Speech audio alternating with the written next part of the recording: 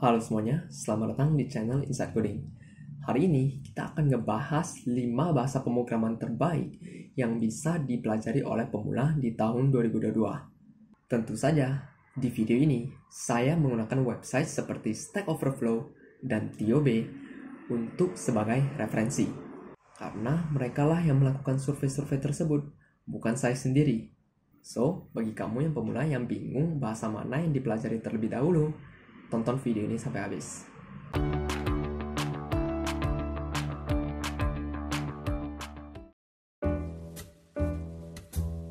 Oke, yang pertama ada bahasa pemrograman Python.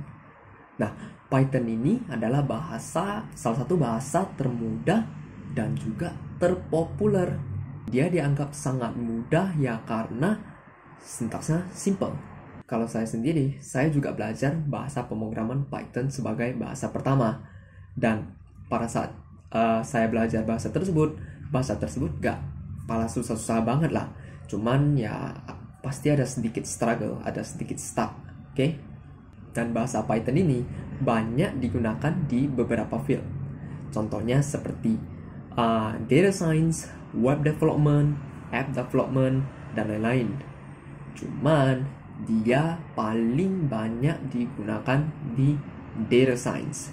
Jadi kalau teman-teman sukanya analisis data, membuat machine learning, sukanya yang AI, nah Python lah yang cocok untuk kalian. Jadi kalau teman-teman mau start belajar, maka bisa pilih bahasa Python. Yang kedua, ada bahasa yang namanya bahasa JavaScript. Nah, bahasa JavaScript ini sekarang menjadi sangat populer, bisa dibilang terpopuler untuk tahun ini karena fleksibilitasnya. Dulunya, JavaScript ini hanya digunakan di bagian front end saja, di bagian web development. Tapi sekarang, dia sudah bisa nge-cover back end, di mana itu menggunakan Node.js. Karena inilah yang membuat dia sangat-sangat populer. Bahasa ini juga tergolong mudah seperti bahasa Python tadi. Cuman kalau misalnya kita compare keduanya, bisa dibilang JavaScript itu sedikit lebih kompleks. Hanya sedikit. Kamu juga bisa menggunakan JavaScript ini di beberapa field, seperti di bagian website, membuat aplikasi, membuat game, dan lain-lain. Dan faktanya, JavaScript ini banyak digunakan di brand-brand besar, seperti Google, Facebook, Amazon, dan lain-lain.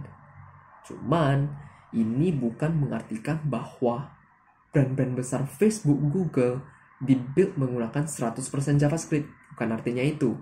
Mungkin hanya ya beberapa partnya sajalah. Jadi, kalau teman-teman memilih JavaScript sebagai bahasa pertama, maka itu merupakan pilihan yang bagus. Oke, kita masuk yang ketiga. Yang ketiga ini ada bahasa yang namanya C#.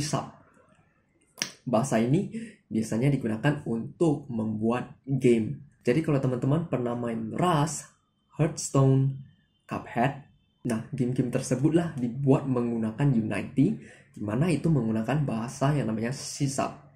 Tapi kekurangan dari bahasa ini adalah bahasa ini tidak semudah bahasa Python JavaScript tadi. Karena bahasa ini lebih cenderung ke yang namanya low level programming, yang artinya sintaks pemrogramannya masih sedikit yang langsung menggunakan bahasa Inggris. Cuman bahasa ini bukan berarti tidak bisa sama sekali dipelajari oleh pemula. Kalau kamu tekun belajarnya ya pasti bisa lah. Terutama untuk teman-teman yang suka nge-game. Pasti belajar bahasa ini ya fun-fun saja. Yang keempat kita ada bahasa pemrograman yang namanya Java. Teman-teman yang belum pernah dengar Java ini adalah salah satu bahasa pemrograman yang paling umum dan banyak digunakan dalam pengembangan aplikasi native, website, desktop, dan lain-lain. Kelebihan dari Java sendiri adalah bahasa ini ada yang namanya write once, run everywhere.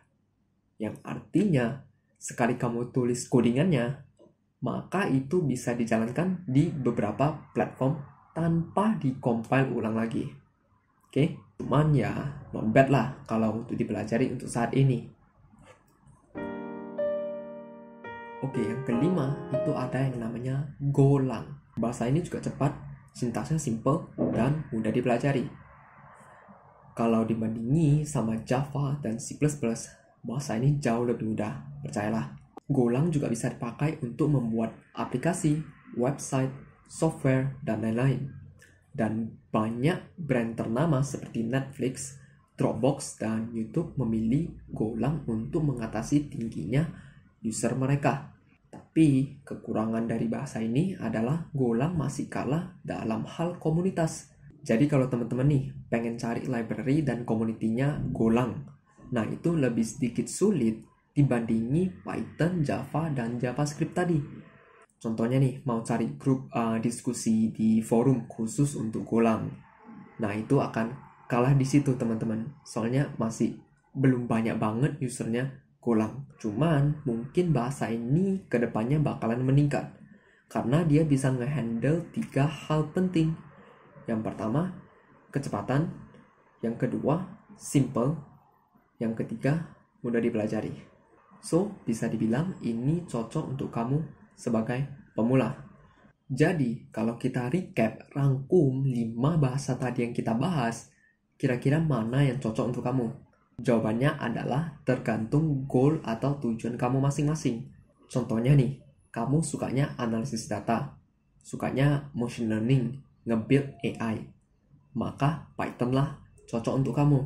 Dan misalnya nih, kalau kamu sukanya web development, sukanya buat website, maka bisa pilih bahasa pemrograman JavaScript. Nanti kalau di website development, itu JavaScript-nya digabung dengan bahasa HTML dan CSS. Dan misal contoh lainnya, kamu sukanya buat game, sukanya buat game 3D, game 2D, dan lain-lain. Yang penting game. Maka pilihlah bahasa C#. Dan kalau misalnya nih, kamu masih bingung, nggak tahu tujuan kamu ini mau kemana, dan kamu mau tes cemplung dulu, kamu mau tes belajar bahasa pemrograman dulu, maka kamu terserah saja pilih dari kelima bahasa tersebut. Dan saran saya untuk kamu yang sebagai pemula, gak ada salahnya untuk nge-explore bahasa-bahasa lain, walaupun itu di luar jalur kalian. Karena biasanya yang kebanyakan explore itulah mereka lah yang lebih cepat paham konsep dari programming itu gimana.